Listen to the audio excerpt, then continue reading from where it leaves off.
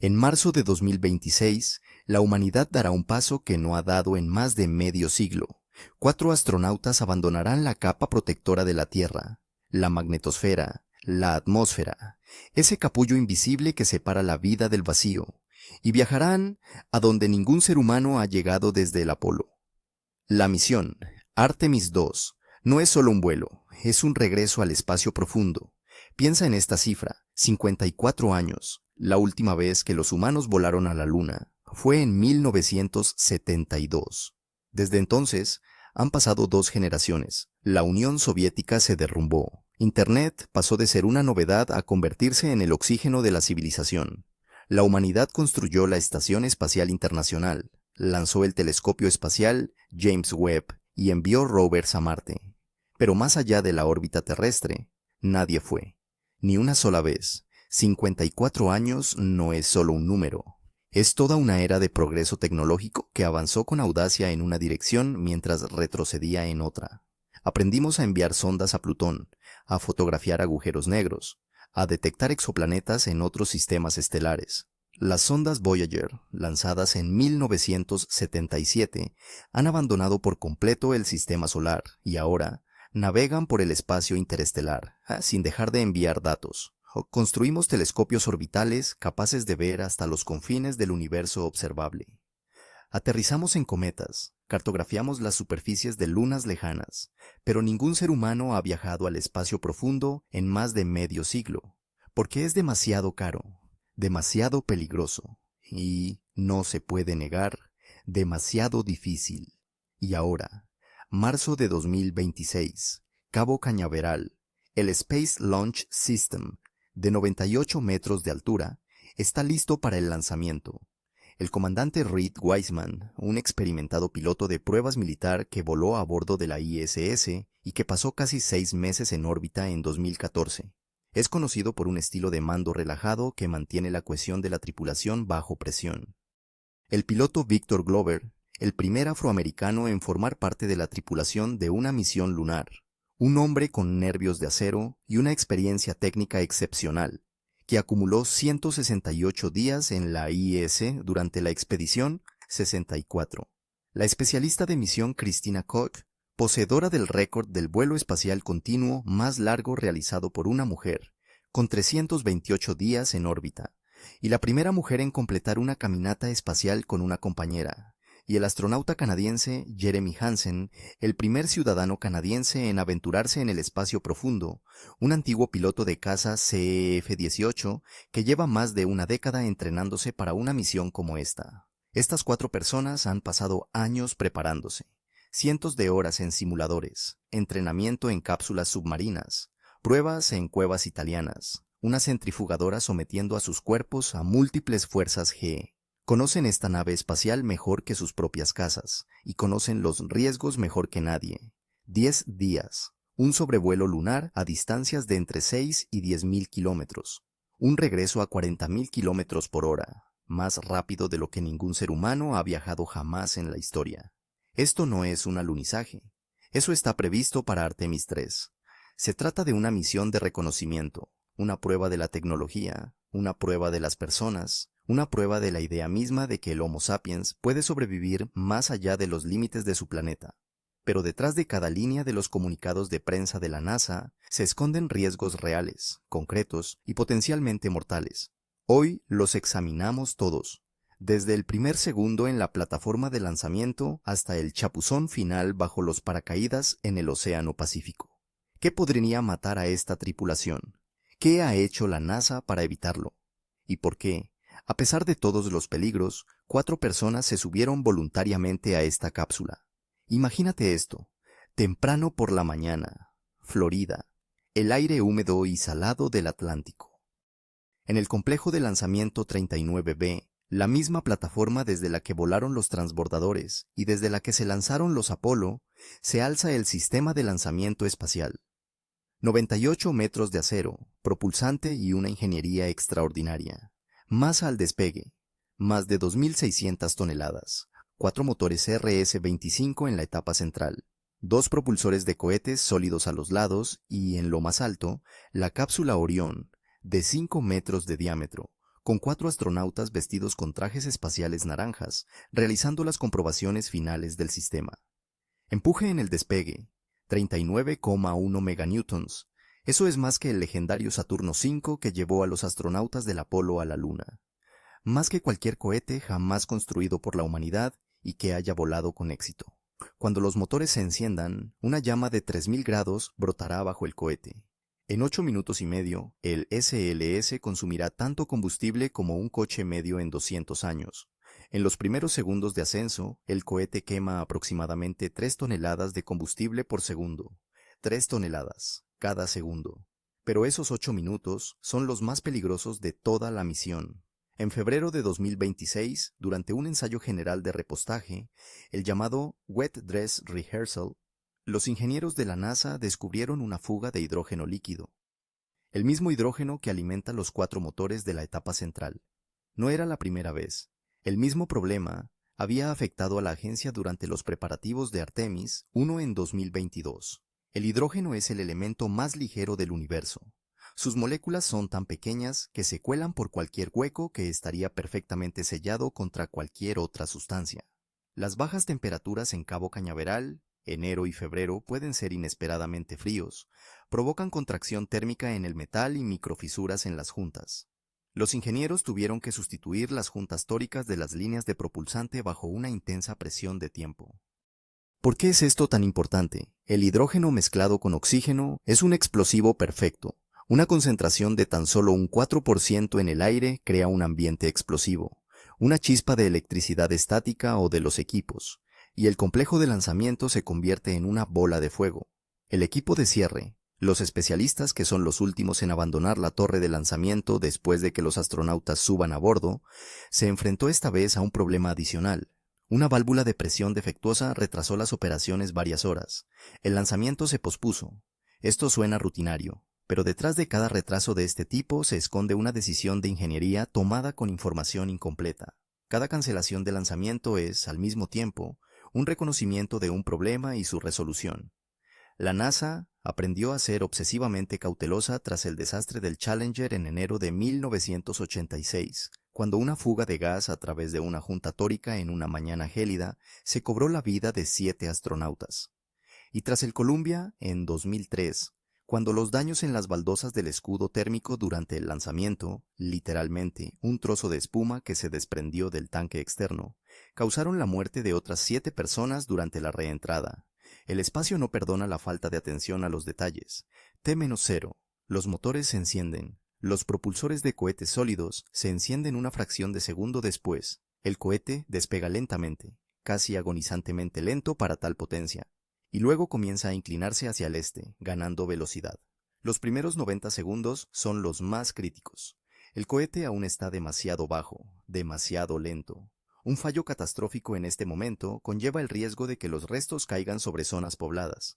Por eso existe un protocolo específico de aborto para los primeros 90 segundos. De más 90 segundos, los propulsores se separan. Cada uno pesa casi 700 toneladas en el despegue. Tras agotarse el combustible, caen al océano. Llamas y estruendos, y el cohete sigue acelerando con 4 motores RS-25. De más 3 minutos, el cohete se encuentra a más de 70 kilómetros, más allá de la línea de Kármán, el límite convencional del espacio. Velocidad, más de 4 kilómetros por segundo. Los astronautas experimentan aproximadamente 2 a 3 G, lo cual no es crítico, pero sí perceptible. De más 8 minutos y 30 segundos. La etapa central se separa. Orión se encuentra ahora en una órbita elíptica alta. Los astronautas están en ingravidez. El motor de la etapa superior, ICPS, se encenderá más tarde y enviará a la tripulación hacia la Luna. Si tan solo uno de los 4 motores falla en cualquier momento durante el ascenso, el escenario cambia de inmediato. En las primeras fases, el control de la misión puede ordenar un amerizaje de emergencia en el océano. En fases posteriores, un intento de alcanzar una órbita de aborto con una inclinación menor. Cada uno de estos escenarios ha sido planificado. Todos son desagradables, pero superables. En la parte más alta del cohete, por encima de la cápsula Orión, se encuentra el sistema de aborto de lanzamiento, una torre de aspecto pequeño que pesa varias toneladas. En su interior, un motor de combustible sólido que genera 1,8 meganewtons de empuje. En caso de catástrofe, este sistema puede literalmente arrancar la cápsula del cohete en milisegundos, más rápido de lo que tarda el reflejo humano en reaccionar, más rápido de lo que tarda la onda de choque en llegar a Orión. El precio de la supervivencia, hasta 15 gramos de fuerza de desaceleración, 15 veces el peso corporal. Esto se encuentra en el límite absoluto de la resistencia humana. Un astronauta entrenado con un traje presurizado puede sobrevivir a ello, pero serán los peores segundos de su vida. Los pilotos de caza rara vez experimentan más de 9 G, incluso en las maniobras más extremas. 15 G es un territorio en el que el cuerpo se ve empujado al límite. Tras un aborto, el LAS aleja a Orión. La cápsula despliega los paracaídas y ameriza en el océano, con fuerza, pero con la tripulación viva en su interior. Para eso se construyó este mecanismo. Si todo va según lo previsto, tras 8 minutos y medio, Orión, con 4 astronautas a bordo, alcanza la órbita. Se ha superado el primer umbral, pero los riesgos no han hecho más que empezar. Hay cosas que no se pueden tocar, que no se pueden ver a simple vista, pero que pueden matarte con tanta certeza como una bala. La radiación es una de ellas. Orión entra en una órbita elíptica alta. Antes de dirigirse a la Luna, la tripulación pasará varias horas en esta órbita, probando sistemas, comprobando el equipo, confirmando que todo funciona como debe. Esta es una práctica de ingeniería sensata, pero tiene un precio. Los cinturones de Van Allen, una trampa invisible. Alrededor de la Tierra, existen 2 enormes zonas de partículas cargadas atrapadas por el campo magnético del planeta. Se denominan los cinturones de Van Allen, en honor al físico estadounidense James Van Allen, quien los descubrió en 1958 utilizando el primer satélite estadounidense, el Explorer 1. El cinturón interior comienza a unos 1000 kilómetros y se extiende hasta varios miles de kilómetros. Está compuesto principalmente por protones, partículas con un alto poder de penetración. El cinturón exterior se encuentra entre los 15.000 y los 25.000 kilómetros de altitud. Está dominado por electrones, rápidos, energéticos y capaces de dañar los dispositivos electrónicos y el tejido biológico. Los astronautas del Apolo atravesaron estos cinturones rápidamente, literalmente los atravesaron a toda velocidad en unas pocas docenas de minutos, tras alcanzar la velocidad suficiente para la trayectoria lunar. La dosis de radiación fue significativa, pero aceptable. La tripulación de Artemis II se verá obligada a atravesar los cinturones varias veces, primero durante la transición a la órbita alta y luego durante la maniobra de propulsión hacia la Luna. Esto supone una dosis acumulada considerablemente mayor. Los niveles de radiación en los cinturones de Van Allen son entre 50 y 100 veces más altos que en la superficie de la Tierra. A modo de comparación, los astronautas de la ISS reciben en un solo día aproximadamente la misma dosis de radiación que una persona promedio recibe en un año en la Tierra. En los cinturones de Van Allen es muchas veces mayor aún. Las partículas cargadas, protones, electrones, núcleos de iones pesados, atraviesan el tejido biológico como proyectiles invisibles, ionizan las moléculas de ADN, rompiendo los enlaces químicos que unen los nucleótidos en cadenas de información genética. La célula intenta reparar el daño, cuenta con varios mecanismos de reparación del ADN, y a veces comete errores al hacerlo. Mutación, división anómala, cáncer. Las más vulnerables son las células que se dividen rápidamente, la médula ósea, el revestimiento intestinal, el tejido reproductivo. La enfermedad aguda por radiación comienza a dosis de alrededor de 1 sievert. Una dosis letal es de aproximadamente 4 a 5 sieverts sin tratamiento. Las bombas atómicas lanzadas sobre Hiroshima y Nagasaki infligieron exactamente esas dosis a muchos supervivientes. A lo largo de los 10 días que durará la misión Artemis II, la tripulación recibirá una dosis acumulada de radiación equivalente aproximadamente a una tomografía computarizada de cuerpo entero.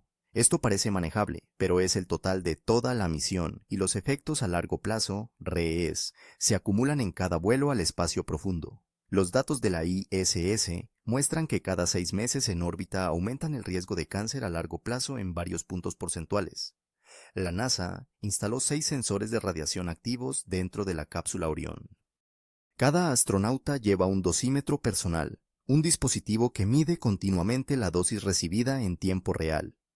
Los datos se transmiten al control de la misión. Si los sensores detectan un pico peligroso, por ejemplo, debido a un evento solar inesperado, la tripulación recibirá una advertencia inmediata. Para esta contingencia, Orión cuenta con un refugio contra la radiación integrado. Se trata de un espacio situado bajo el suelo de la cápsula, donde los astronautas pueden trasladar suministros de agua, comida y equipo para crear una capa protectora adicional a su alrededor. El agua es uno de los mejores absorbentes de radiación entre los materiales ligeros. Los átomos de hidrógeno detienen eficazmente los protones mediante colisiones elásticas. El refugio no lo detendrá todo. Los rayos cósmicos galácticos de alta energía penetrarán cualquier escudo que sea prácticamente posible construir. Pero ante un breve pico de actividad solar, proporciona una protección significativa. Y eso cuenta. La magnetosfera de la Tierra no es solo un fenómeno hermoso que produce auroras, es un escudo, una enorme burbuja invisible de líneas de campo magnético que desvía la mayor parte de las partículas cargadas que fluyen desde el Sol y desde las profundidades de la galaxia. En la ISS, los astronautas siguen bajo la protección parcial de este escudo. A 400 kilómetros de altitud, la magnetosfera sigue funcionando, debilitada pero funcionando. Pero cuando Orión cruza el límite de la magnetosfera y entra en el verdadero espacio interplanetario, todo cambia. Ese momento no está marcado por ningún límite físico que se pueda ver o sentir. En algún punto, el campo protector simplemente se reduce a cero, y una persona queda completamente indefensa ante el universo. Los rayos cósmicos galácticos son partículas de alta energía aceleradas por explosiones de supernovas en otras galaxias. Algunas han viajado durante miles de millones de años antes de encontrarse con una pequeña cápsula metálica que contiene a 4 personas. Atraviesan el espacio a velocidades cercanas a la de la luz, cargadas de una energía que las hace prácticamente imparables.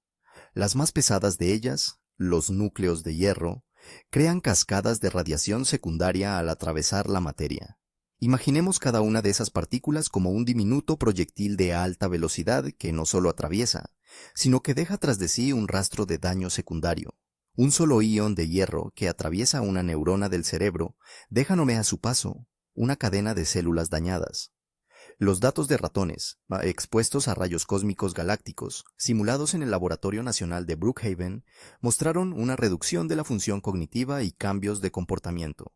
Los efectos a largo plazo en los seres humanos aún se están estudiando. Ningún blindaje que sea razonable en términos de peso puede detener por completo los rayos cósmicos galácticos. La protección contra ellos requeriría varios metros de plomo o agua, cientos de toneladas adicionales que ningún cohete puede levantar. Este es un problema fundamental sin resolver de los vuelos espaciales tripulados más allá de la magnetosfera terrestre. Incluso los rayos cósmicos galácticos palidecen ante lo que nuestro propio Sol puede desatar en un momento de furia. El Sol sigue un ciclo de actividad de 11 años. Durante el máximo solar, literalmente entra en erupción, potentes eyecciones de masa coronal, nubes de plasma magnetizado que pesan miles de millones de toneladas, irrumpen en el espacio a miles de kilómetros por segundo. Las erupciones solares emiten ondas de rayos X y radiación gamma que llegan a la Tierra en 8 minutos. El año 2026 se sitúa aproximadamente 18 meses después del pico del actual ciclo solar número 25.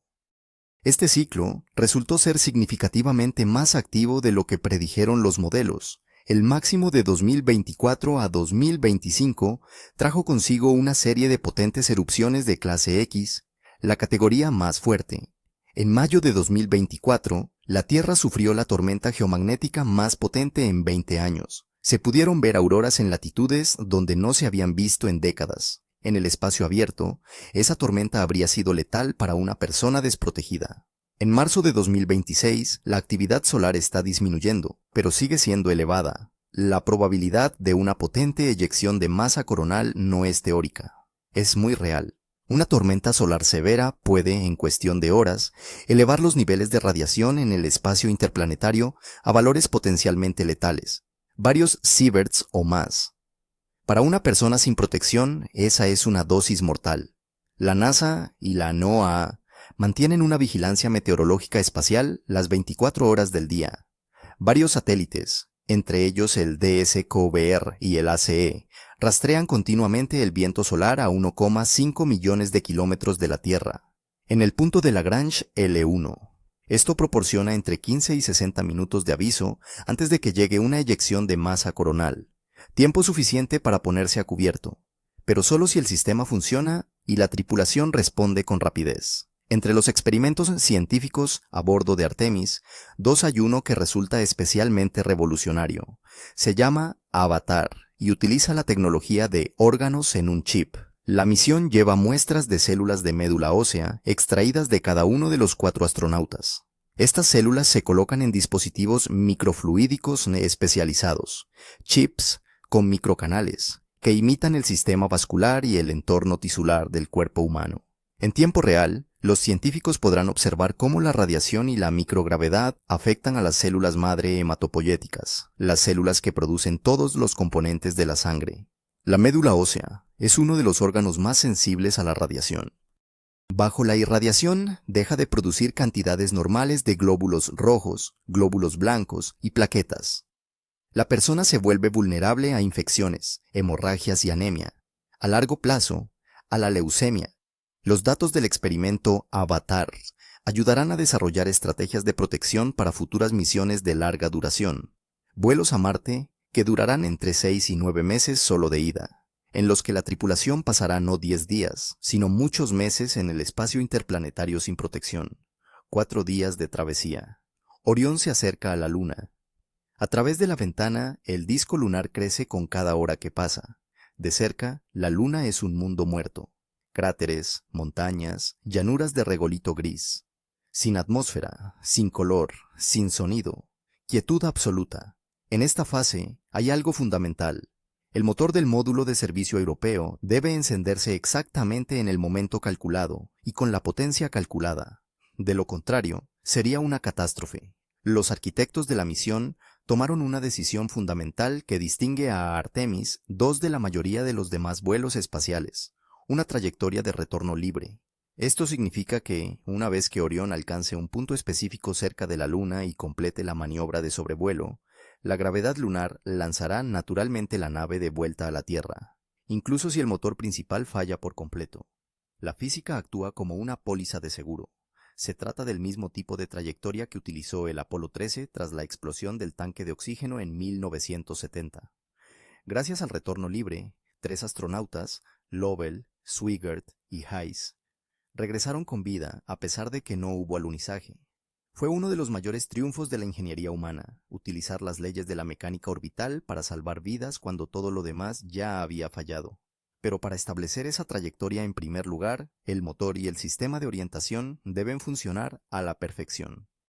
Cualquier error en los cálculos, ángulo incorrecto, nivel de empuje incorrecto, momento de encendido incorrecto, y la trayectoria se ve alterada. Durante la misión no tripulada Artemis I en 2022, el sistema de navegación se encontró con un problema inesperado. Los rastreadores estelares, dispositivos que determinan la orientación de la nave espacial midiendo la posición de las estrellas, estaban produciendo señales falsas. La causa: efectos térmicos. En el espacio abierto, el lado de la nave espacial expuesto al Sol se calienta hasta los más 120 grados Celsius, mientras que el lado en sombra se enfría hasta los menos 150 grados Celsius. Este cambio de temperatura provoca una deformación estructural que afecta a la precisión de los sensores. Además, las estelas de escape de los propulsores creaban nubes de partículas que los rastreadores estelares identificaban erróneamente como estrellas. La NASA reprogramó los algoritmos de procesamiento de señales y modificó los procedimientos de maniobra para minimizar las interferencias. Pero en un vuelo tripulado, siempre pueden surgir nuevas situaciones fuera de lo normal que nunca aparecieron en operaciones no tripuladas, ya que las personas generan calor, se mueven y desplazan el centro de masa de la nave espacial. Es un momento difícil de describir con palabras. Orión rodea la Luna. La nave espacial desaparece tras la cara oculta, el lado que nunca es visible desde la Tierra, siempre de espaldas a nosotros, y en ese momento se cortan las comunicaciones. Aproximadamente 45 minutos. Ninguna voz desde Houston, ninguna instrucción, ninguna ayuda. 4 personas en una cápsula de acero de 5 metros de diámetro a 380.000 kilómetros del ser humano más cercano, completamente solos. Los astronautas del Apolo describieron este momento de diferentes maneras. Algunos lo describieron como una soledad absoluta, difícil de soportar. Otros, como una experiencia inesperadamente tranquila, casi meditativa. Michael Collins, piloto del módulo de mando del Apolo 11, orbitó la Luna en soledad mientras Armstrong y Aldrin estaban en la superficie, y más tarde escribió que fue la única persona en la historia en completo aislamiento. Aislado no solo de la Tierra, sino también del otro lado de la Luna, donde se habían ido sus 2 compañeros de tripulación. Soledad total y, sorprendentemente, paz. Pero para la tripulación del Artemis II, esos 45 minutos no son románticos. Son un periodo de máximo riesgo. Cualquier problema técnico que surja en la cara oculta de la Luna debe resolverse de forma independiente, sin consultar con el control de la misión, sin la ayuda de los mejores ingenieros de la Tierra. Los astronautas se entrenaron para pilotar la nave manualmente, practicaron cientos de escenarios de emergencia, memorizaron cada interruptor, cada procedimiento. Pero conocer los procedimientos en un simulador y ejecutarlos en la realidad cuando el corazón te late con fuerza y es evidente que algo va mal, son cosas diferentes. 10 días, 5 metros de diámetro, 4 personas. Seamos sinceros, es un espacio reducido, muy reducido. A modo de comparación, una celda de aislamiento estándar en las prisiones estadounidenses mide unos 6 metros cuadrados. El volumen habitable de la cápsula Orión es de 9 metros cúbicos, para 4 personas, durante 10 días. Pero los espacios reducidos se pueden soportar. Los submarinistas pasan semanas y meses en condiciones similares. Los que pasan el invierno en la Antártida pasan la noche polar aislados. Para las tripulaciones de la ISS, los espacios confinados son algo habitual. Los fisicólogos lo saben. Las personas se adaptan a un espacio limitado si tienen una tarea, una estructura en su día a día y confianza en sus compañeros de equipo. La NASA dedicó años de preparación a trabajar precisamente en esto. Mucho más importante que el espacio reducido es lo que hay que mantener dentro de esos 5 metros para mantener con vida a 4 personas. Aire, agua, temperatura, presión. Los seres humanos exhalan dióxido de carbono. 4 personas durante 10 días producen enormes cantidades de este. Si el sistema de purificación de aire falla, los niveles de CO2 comenzarán a subir. Los primeros síntomas del dióxido de carbono elevado: dolor de cabeza, fatiga, dificultad para concentrarse. A concentraciones superiores al 1% aparece la desorientación, entre el 3 y el 4% alteración de la conciencia. A concentraciones elevadas, pérdida de conciencia y muerte. La tripulación de la ISS en 2021 sufrió un fallo en el sistema de eliminación de CO2 e informó de dolores de cabeza constantes y deterioro cognitivo que interferían con el trabajo normal. En la ISS fue posible realizar una reparación rápida y sustituir componentes. A bordo del Orión, a 380.000 kilómetros de la Tierra, no existe ese lujo. El sistema de soporte vital de Orión se diseñó con múltiples redundancias. Varios circuitos independientes, depuradores químicos de reserva y procedimientos de emergencia. Pero Artemis II será la primera vez que este sistema funcione con una tripulación real en el espacio profundo de principio a fin. Artemis I probó el hardware, pero no la carga biológica, real, de 4 personas respirando, sudando y generando calor las 24 horas del día durante 10 días. Siempre hay una brecha entre el modelo y la realidad. La única pregunta es su magnitud. La física es solo una parte de la historia. La otra parte es la mente humana. En 2017, investigadores italianos llevaron a cabo el experimento CABES, enviando a 6 astronautas durante 2 semanas a un sistema de cuevas en Cerdeña. Aislamiento total del mundo exterior, espacios confinados, iluminación artificial, dependencia total de los compañeros de equipo. ¿Qué descubrieron? Que las dificultades físicas, el frío, la oscuridad, el esfuerzo físico, son significativamente más fáciles de soportar que las psicológicas. La incertidumbre, la pérdida de control y la fricción acumulada por la proximidad constante con las mismas personas en un espacio limitado. La NASA tomó nota. Por eso, la preparación psicológica de los astronautas de Artemis II incluyó no solo entrenamiento en cuevas, sino también aislamiento en cápsulas submarinas a través del programa NEEMO, a 19 metros de profundidad frente a la costa de Florida, en un módulo sellado en el fondo del océano. Las condiciones son lo más parecidas posible a lo que le espera a la tripulación en la cápsula Orión. El mismo confinamiento, la misma dependencia de los sistemas de soporte vital, la misma sensación de que salir al exterior significa la muerte. Cada astronauta lleva dispositivos de muñequera del experimento ARCARE. Estos recopilan continuamente datos biométricos, frecuencia cardíaca, calidad del sueño, niveles de estrés derivados de la variabilidad de la frecuencia cardíaca, patrones de movimiento y temperatura corporal. Un software especializado analiza los datos en tiempo real, detectando signos de agotamiento cognitivo, ansiedad elevada y trastornos del sueño. Esta información es de vital importancia para comprender qué le sucede a la mente humana en el espacio profundo, porque sabemos sorprendentemente poco sobre esto. La ISS, a pesar de todo su valor, orbita a solo 400 kilómetros de la Tierra. Las comunicaciones son casi instantáneas. Psicológicamente, los astronautas de la ISS saben que, en caso de emergencia, la evacuación lleva unas pocas horas. A 380.000 kilómetros de la Tierra, todo es diferente. La evacuación es imposible.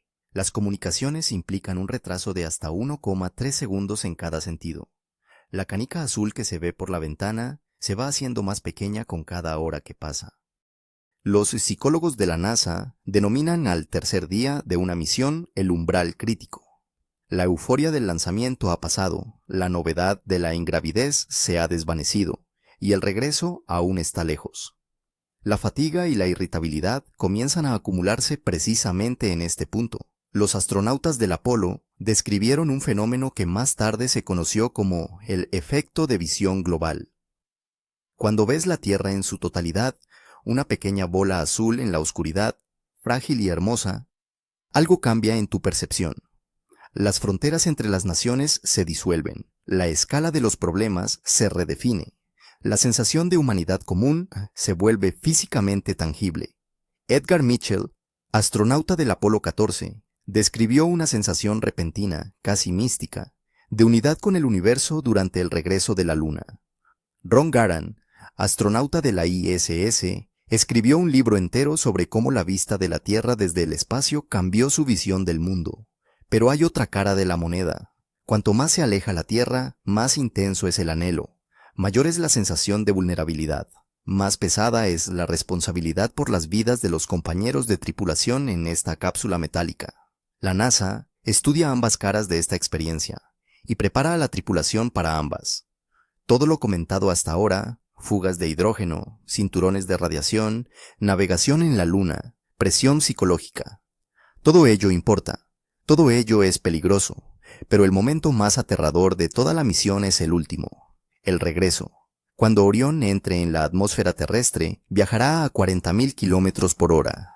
Esos son aproximadamente 11 kilómetros por segundo, 32 veces la velocidad del sonido. A modo de comparación, los transbordadores espaciales regresaban a unos 28.000 kilómetros por hora.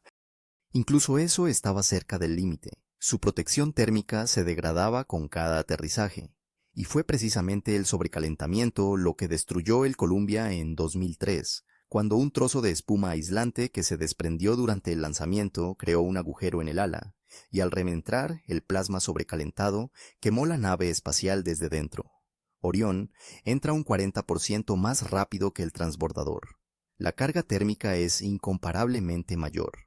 A esa velocidad, las moléculas de aire situadas delante de la nave espacial no pueden apartarse, se comprimen con una fuerza enorme y se calientan hasta los 2760 grados Celsius, aproximadamente la mitad de la temperatura de la superficie del Sol. Se forma un capullo de plasma sobrecalentado alrededor de la cápsula, que brilla como una pequeña estrella. Durante varios minutos se interrumpe el contacto por radio con la nave espacial. El plasma bloquea las ondas de radio. El control de la misión solo puede esperar. En esos minutos, todo depende de una sola cosa, el escudo térmico. El 14 de noviembre de 2022, la cápsula Orión sin tripulación de la misión Artemis, Uno entró en la atmósfera terrestre y amerizó con éxito en el Océano Pacífico. La misión se declaró un éxito, pero cuando los ingenieros inspeccionaron el escudo térmico, vieron algo que no esperaban.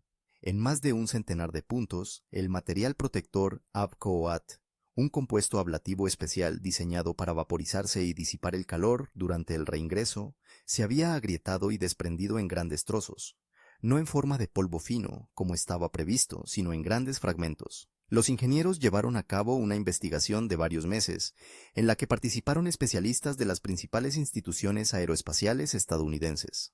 Su conclusión: los gases producidos por la combustión del ABCOAT no podían escapar hacia el exterior a través de la superficie del material. Era demasiado denso, demasiado impermeable.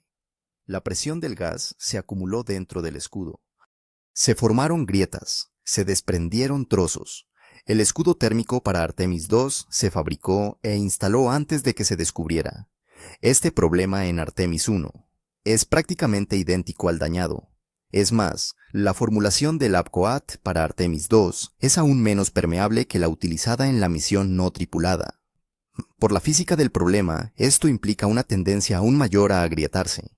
¿Qué deberían hacer los ingenieros? La respuesta lógica: sustituir el escudo. Utilizar un material diferente, más permeable. Realizar un ciclo de pruebas completo. Esto habría llevado varios años y costado cientos de millones de dólares, y habría retrasado la misión indefinidamente. La NASA tomó una decisión diferente, una más controvertida. La agencia decidió cambiar la trayectoria de entrada en la atmósfera. En lugar de una entrada directa, Orión realizará lo que se denomina una reentrada por rebote. La nave espacial se sumergirá en la atmósfera superior y, a continuación, utilizando la sustentación aerodinámica como una piedra que rebota sobre el agua, rebotará de vuelta al espacio, disipando parte de su energía. Tras esto, ejecutará la entrada final y el descenso al océano.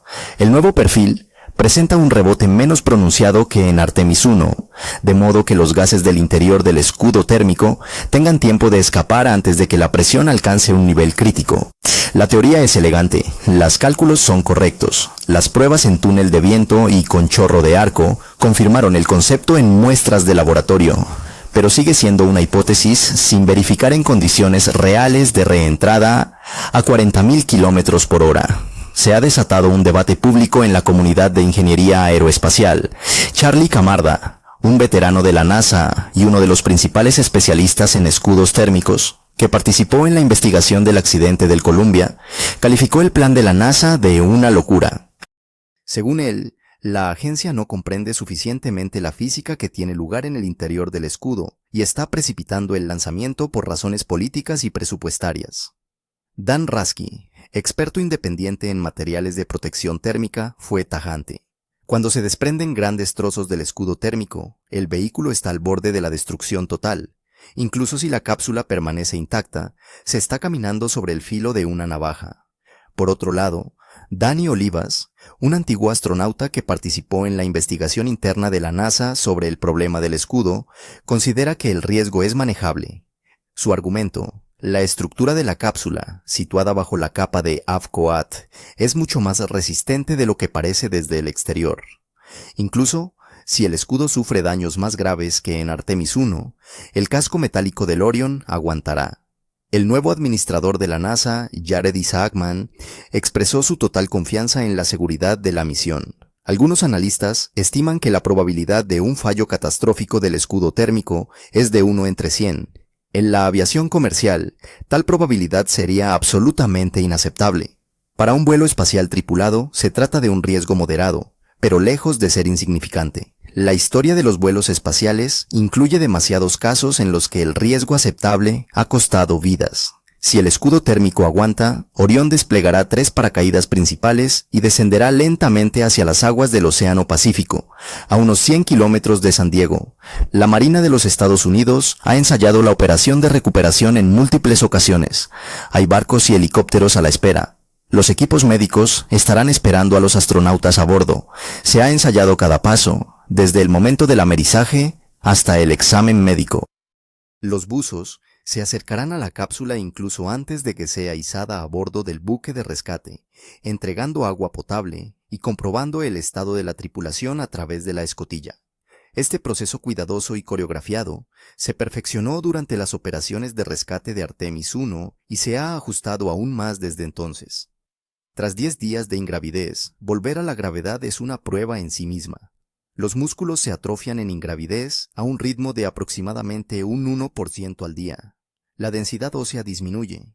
El sistema vestibular se ve alterado. El sistema cardiovascular, que ya no tiene que luchar contra la gravedad para impulsar la sangre hacia el cerebro, tarda en readaptarse.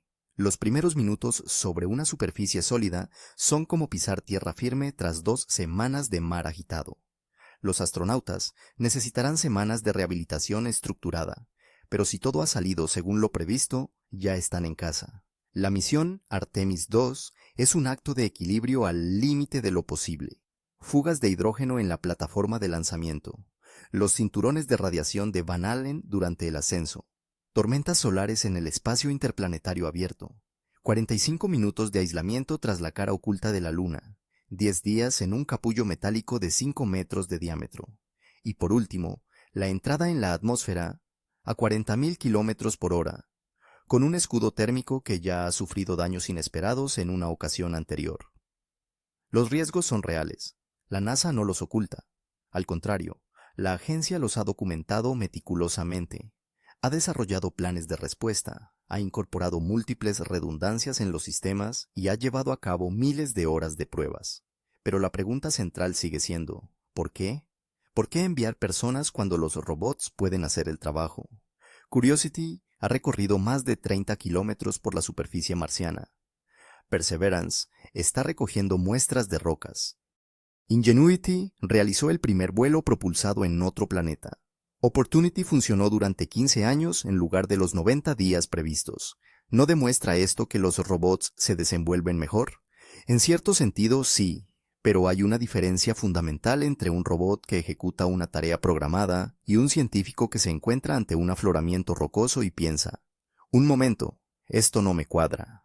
Déjame mirar detrás de esa piedra. Intuición, curiosidad, improvisación. Un geólogo humano recopila en un solo día los datos que a Curiosity le llevan semanas reunir, pero ni siquiera eso es la respuesta principal. La respuesta principal no es técnica, es humana, porque tras 54 años de silencio, el regreso importa, porque cada kilómetro recorrido por la tripulación de Artemis II acerca a la humanidad a un alunizaje, a una base permanente en el polo lunar, al día en que la primera persona pise las arenas rojas de Marte, porque el riesgo no es un fallo del programa espacial, es una característica fundamental. El Apolo 1 ardió en la plataforma de lanzamiento en enero de 1967, cobrándose la vida de 3 astronautas. El Apolo 13 estuvo a punto de desaparecer a 400.000 kilómetros de la Tierra. El Challenger, el Columbia. Cada vez, dolor, investigación, reforma. Y cada vez, continuación. La humanidad ha pagado un alto precio por el derecho a contemplar la Tierra desde fuera, y cada vez ha seguido adelante. Y no se trata solo de ciencia, se trata de quiénes queremos ser como especie. Carl Sagan escribió una vez, la Tierra es un escenario muy pequeño en una vasta arena cósmica. Toda la historia de la humanidad, guerras y amor, grandes descubrimientos y errores catastróficos, tuvo lugar en el pálido punto azul, como él llamó a la Tierra, en la imagen tomada por la sonda Voyager 1 en 1990, cuando la nave espacial se encontraba a 6.000 millones de kilómetros de distancia y la Tierra ocupaba menos de 0,12 píxeles del encuadre. Artemis II recorrerá solo 380.000 kilómetros, hasta la Luna y de vuelta. Una distancia insignificante en términos cósmicos. La Luna es nuestro vecino más cercano, prácticamente al lado, y sin embargo, es el primer paso para cruzar la frontera más allá de la cual una persona deja de ser una criatura atada a un solo planeta.